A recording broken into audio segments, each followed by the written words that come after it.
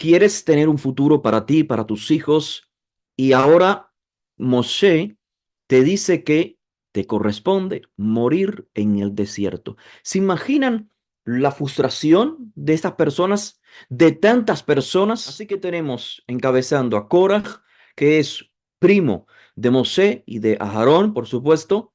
Korah es, como dice el texto, un levita, pero de la casa de los coatitas. Y luego Datán, Abiram eran pues rubenitas de la tribu de Rubén. Y estos 250 que conforman la agrupación, la congregación que se ha levantado, posiblemente que representan cada tribu. Me gustaría para iniciar hacer notar cómo la Torá identifica a estos 250 hombres. Nesie Edá, príncipes de la comunidad de Israel, Keriemoed, elegidos, podemos decir, de la asamblea, seguramente por el rol de liderazgo. Y finalmente se les llama Anshei Shem, o sea, hombres de renombre. En otras palabras, Korah, según lo presenta o lo dibuja la Torah, es el autor intelectual de esta revuelta. Se ha armado entonces de personas que están incómodas por alguna razón que a continuación aclararemos, personas incómodas dentro de la comunidad, pero el fin detrás de que Korah se una con estas personas es llevar a cabo su propia agenda. Me gustaría compartir con ustedes posibles escenarios, situaciones que estaban tomando lugar en este momento de la historia, de los cuales Korah pudo tomar provecho con fines ególatras para cumplir su propia agenda. ¿Por qué 250 celebridades dentro de los Bene Israel contra el liderazgo de Moshe?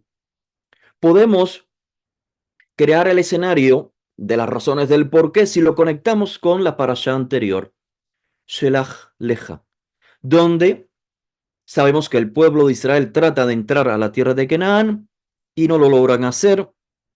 Moshe explica las razones del por qué no, pero aún así los Bene Israel luego tratan de ingresar y el evento es funesto, la muerte de muchos israelitas toma lugar.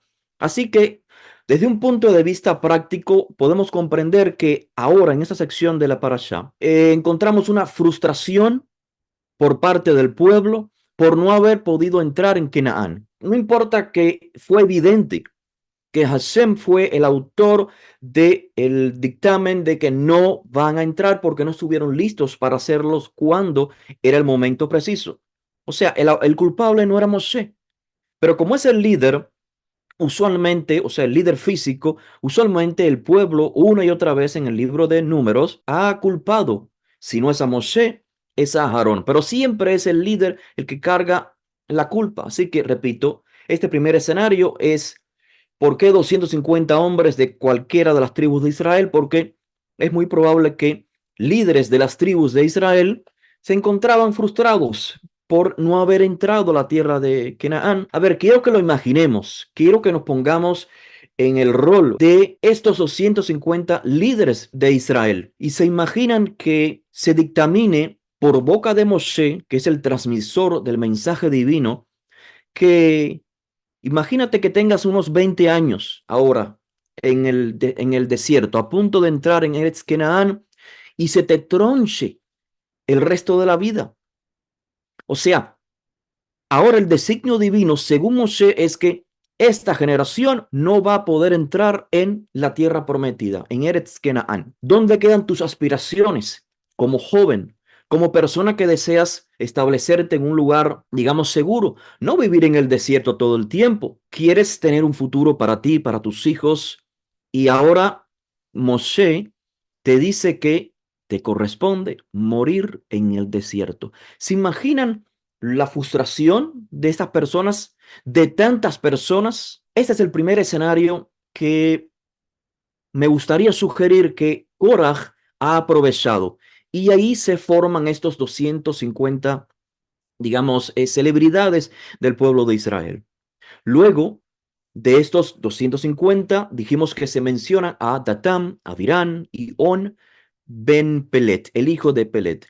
Y estos son rubenitas, o sea, son Bene Reuben, pertenecen a la tribu de Rubén. Y la pregunta es, ¿por qué? ¿Por qué estos hijos de Rubén se han unido con los 250 hombres, celebridades que están en contra de Moshe? ¿Qué escenario puede ser posible? Es curioso resaltar en este momento que los rubenitas son los hijos de Rubén, el hijo mayor de Jacob, al que le correspondía la primogenitura. Los levitas habían sido constituidos, según el designio divino por boca de Moshe, como los primogénitos de Israel. Así que es muy probable que los rubenitas tengan celos de la tribu de Leví.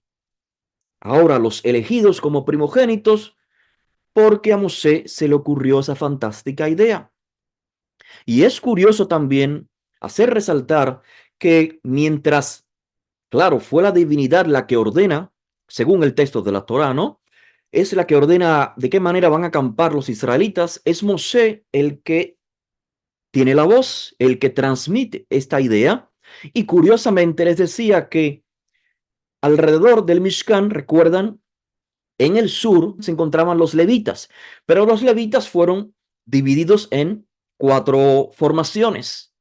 Y en el sur del Mishkan se encontraban los coatitas, o sea, la familia a la cual pertenecía Korah.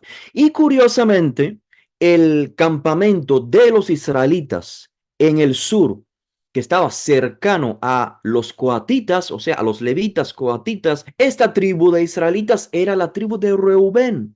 Así que es muy probable que intercambiaran mutuas quejas en contra de Mosé, porque a Mosé se le ocurrió la idea de establecer a los levitas como primogénitos.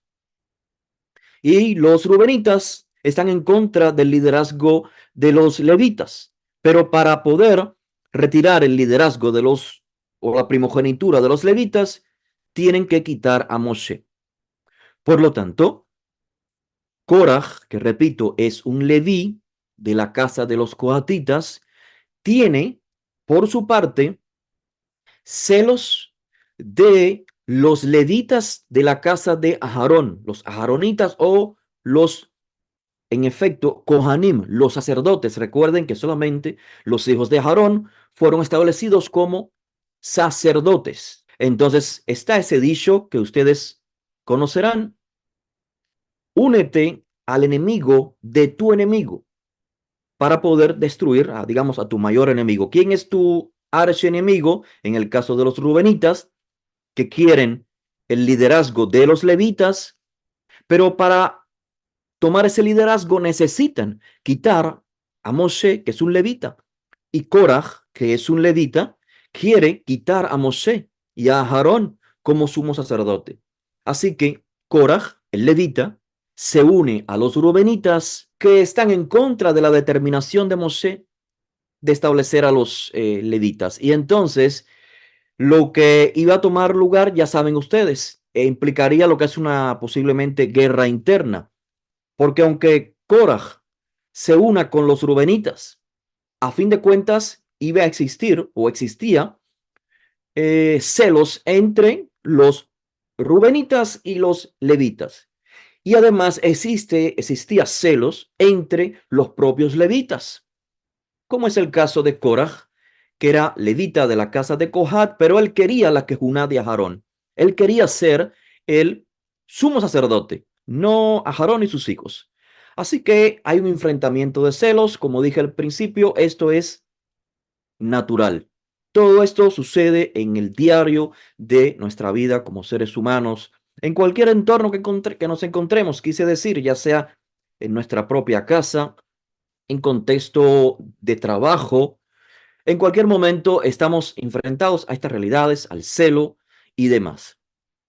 Lo más importante resaltar hasta acá es que estos 3 grupos de personas tenían cada uno su propia agenda. Había algo que tenían en común y es evidentemente una agenda en contra de Moshe. Korah es una persona muy lista y está usando las circunstancias para construir su propio caso. Pongámonos en la posición ahora de Moshe, que está presenciando una agrupación en la que Moshe es, por así decir, el malo de la película. Es el culpable. No es Hashem. Fíjense que Korah en muchas ocasiones en su queja emplea el nombre de Hashem. En muchas ocasiones identifica al pueblo de Israel como el pueblo de Hashem. Claro, todo esto es demagogia, evidentemente, porque sus fines no son nobles, sino corruptos y ególatras. Pero les decía, pongámonos en el rol de Moshe, en la posición de Moshe, que él es identificado públicamente como el malo de la película, el culpable. No es Hashem, es Moshe. Es un líder fallido. Estaban a punto de ingresar a Canaán y no pudieron. Y ahora Korah está queriendo ser el Cohen, tener para sí la Kejuná, el sacerdocio. Y les esperan 40 años sin la posibilidad de ingresar en tierra segura. Van a morar por todo este periodo en el desierto. ¿Se imaginan lo conmovido, quizás lo quebrado que pueda sentirse Moshe como líder ante estas acusaciones?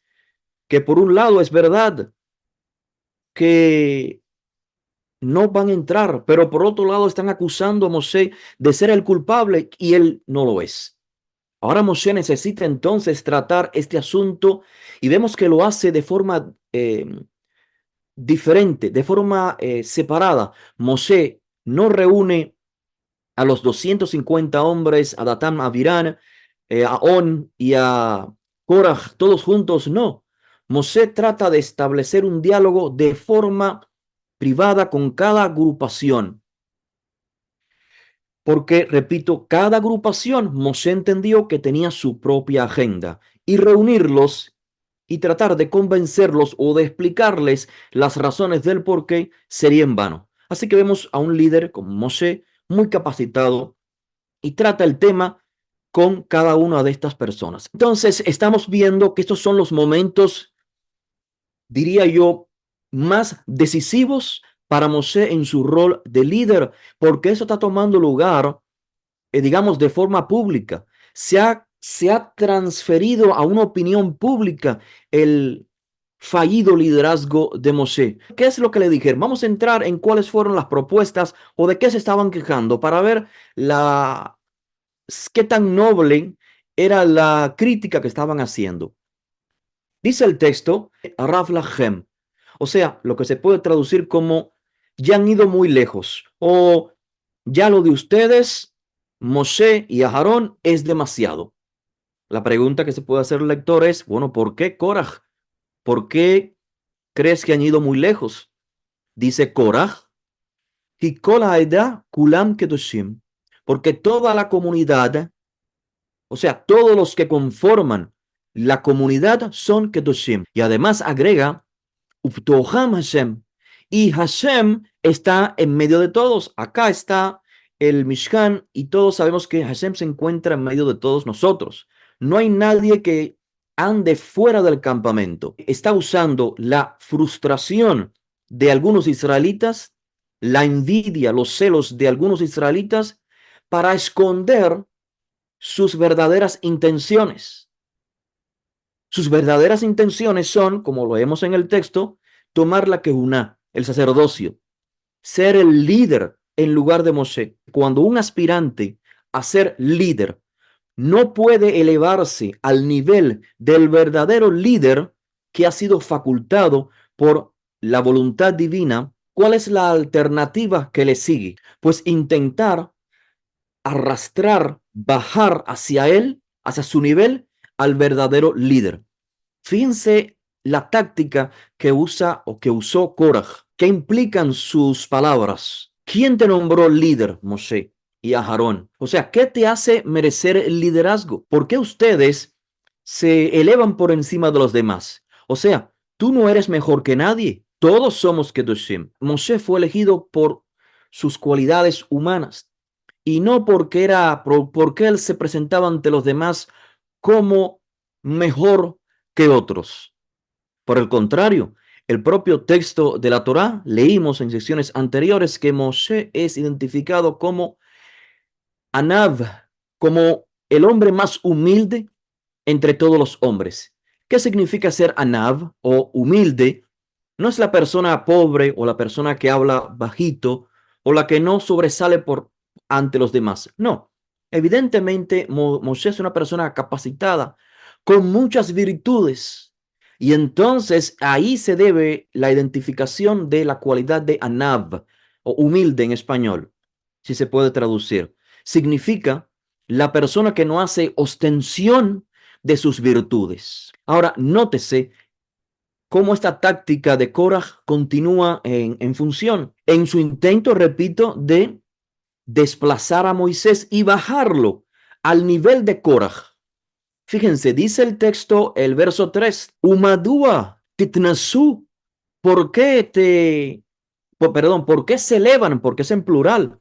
Titnasu el akahal Hashem.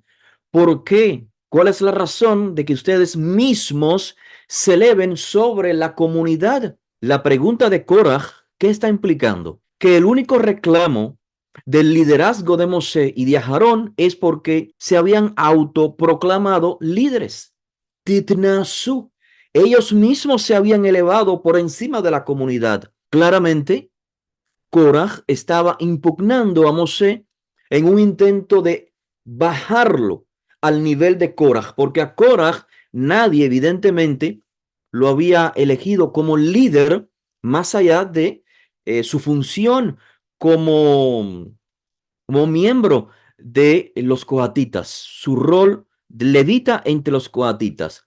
Así que Korah estaría diciendo, Moshe, te estás te has autoproclamado y por lo tanto yo también me puedo autoproclamar líder de los israelitas, digamos el líder más destacado. Discernir entre uno que se autoproclama y uno que ha sido comisionado por Hashem es, creo que, muy obvio si nosotros, estimados Haverim, nos damos la tarea de considerar la vida de Moisés que hemos analizado y estudiado en secciones anteriores. Veamos qué simple es identificar a quién Hashem ha comisionado a través de las experiencias que Moshe ha pasado en su vida, que sabemos que han sido por designio divino. ¿A quién se le colocó en la casa del faraón?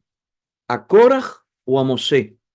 ¿Quién vivió como un príncipe en Egipto? ¿Korah o Moshe? Evidentemente, la Hashgaha Pratit, la divina asistencia, ha permitido lo que sucedió en la niñez de Moshe. Moshe entonces en casa del faraón y siendo acogido por la hija del faraón como un hijo más, pudo aprender de muchas cosas que hemos estado conversando, sobre todo el estimado Yair ha resaltado algunas de las cosas importantes que Moshe pudo aprender en Egipto en su rol como miembro de la casa del faraón que servirían para liderar al pueblo de Israel. ¿Cómo liderar una nación? Evidentemente, Moshe lo debió aprender del faraón, la estrategia militar, ¿cierto? Cómo desarrollar contactos políticos entre las tribus del desierto en Sinaí, sobre todo. Repito, a quien Hashem había puesto en una posición muy particular para desarrollar el conocimiento interno en donde poder adquirir agua en el desierto, recursos en el Sinaí, viviendo con los midianitas, a Moshe o a Korah. Evidentemente a Moshe. Claramente la Hashgaha Peratit, la asistencia divina, la intervención divina en nuestro mundo estaba guiando la vida de Moshe para capacitarlo justamente para llegar a un momento preciso en el cual pueda liderar a los israelitas. Cada una de estas cosas evidentemente distinguió a Moshe como aquel a quien la divinidad había comisionado, en contraste a Korah, que buscaba elevarse a sí mismo. Era Korah quien quería elevarse a sí mismo e intentaba colocar a Moshe en la posición de Korah, aquel ventajista que no tiene la capacidad para liderar, que es un demagogo, quiere colocar a Moshe en esa posición y Moshe sabiamente supo darse su lugar, pero no de forma egolátrica, como lo veremos a continuación. Por ello es que Moshe en el verso 6 dice lo siguiente: Veyodá Hashem et asher lo, Hashem va a mostrar, va a evidenciar quién es el de Hashem, de Takadosh, y quién es el elegido, quién es el santo. Y el resto de la historia, estimada familia, ya la conocemos, ¿cierto? Cómo derivó todo esto en la muerte de estas personas rebeldes contra no solamente Moshe, sino contra el que delegó el liderazgo de Moshe. ¿Qué aprendemos? Que en efecto el uso de las masas para fines ególatras, para fines propios, para intereses propios, personales, es algo que siempre ha existido. El verdadero líder, aprendemos en esta parashá, que no es el que usa las masas con fines ególatras, como era el caso de Korah. Un verdadero líder no se deja llevar por su ego. Vemos que a pesar de que Moshe fue identificado como un falso líder, como un mentiroso, como alguien que se autoproclamó líder, Moshe no deja que el ego sea el que enfrente esa crítica, sino que Moshe canalizó esa crítica como una crítica al proyecto Israel. Por ello es que Moshe leemos que intenta hablar con quienes lo consideraron un mentiroso, un falso. Intenta dirigirse a los levitas, cohatitas, y les dice, fíjense, emplea la misma palabra que Korah empleó para Moshe. Mientras Korah le dijo a Moshe y a Aarón, Raf Lachem, lo mismo le dice Moshe a los levitas. Raf Lachem Benei Levi. O sea, levitas, analicen su crítica. Ustedes han sido elegidos entre el pueblo de Israel. ¿Qué más quieren? O sea, Moshe intenta hablar con los levitas, cohatitas, dirigidos por Korah, y luego aparte se dirige y trata de establecer un diálogo con Datán y Abiram, que también habían acusado a Moshe. Estos dos, Datán y Abiram, no desean ni siquiera establecer una conversación con Moshe. Vemos entonces la calidad de Moshe, vemos su cualidad de anivud, de humildad. Evidentemente Moshe tenía la capacidad de mostrarse como una persona más capacitada por todo lo que estuve comentando anteriormente para liderar un pueblo. Sin embargo, trata de buscar las maneras de razonar, no emplea la violencia, sino que emplea el habla. Pero solo cuando Moshe gastó todas las oportunidades de establecer una conversación civilizada, inteligente, y vio que ya era muy evidente que no tenía sentido seguir intentando dialogar con quienes no quieren dialogar. Era imposible llevar a cabo una conversación inteligente. Entonces, curiosamente, vemos un rol de Moshe acá diferente a los anteriores. O sea, una actitud, perdón, muy diferente a las anteriores de Moshe. Moshe siempre había sido descrito como alguien que ama al pueblo, que se da por el pueblo, que se entrega inclusive a la muerte antes que Hashem destruya al pueblo o parte del pueblo. Moisés es un buen pastor, pero en este caso, tras hacer todo lo posible por entrar en razón con sus críticos, Moshe pide el castigo divino.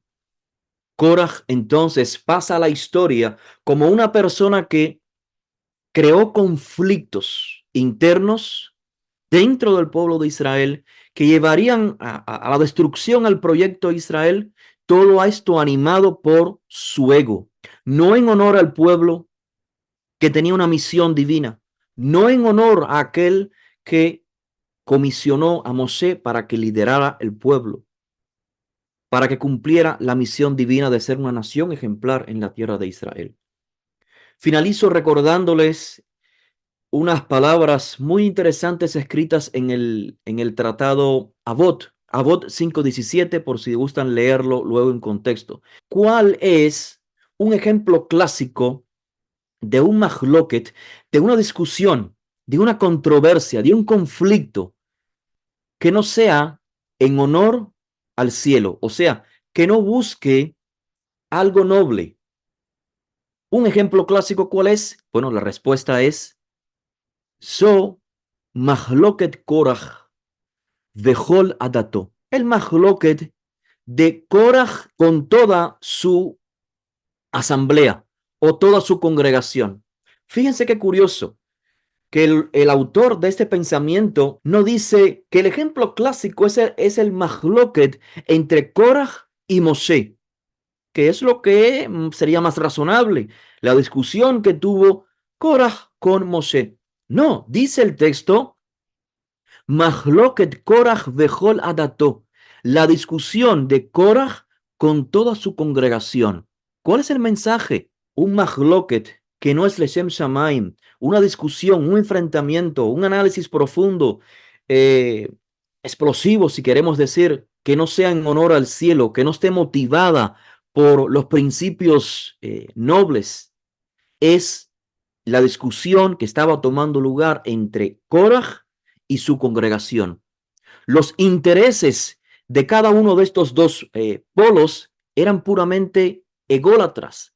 No eran por el bien de la nación de Israel. Eran, repito, por alcanzar bienes banales. El mahloket entre Korah y su congregación no estaba basado en principios nobles, ni por el bien de la nación al proyecto Israel. De lo contrario, hubiésemos encontrado en esta parashá que se creó digamos, un diálogo inteligente entre Moshe y Datán Avirán y Moshe y Korah.